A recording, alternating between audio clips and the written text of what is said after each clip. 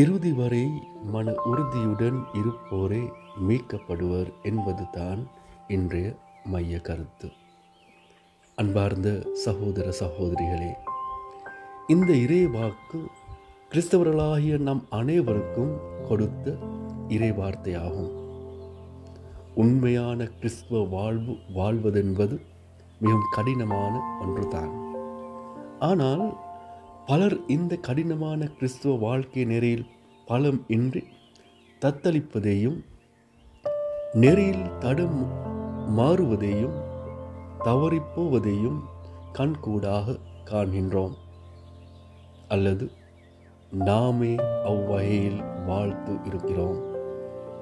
அன்பார்ந்த சகோதர சகோதரிகளே, இறுதி வரை நிலைத்து நின்றால் நிச்சயம் வெற்றி வாகை சூடுவோம் என்பதில் ஐயமில்லை.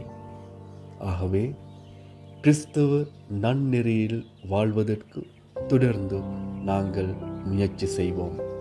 அதற்கான தேவையான இறை அருளை தேடி மன்றாடுவோம். ஆமென்.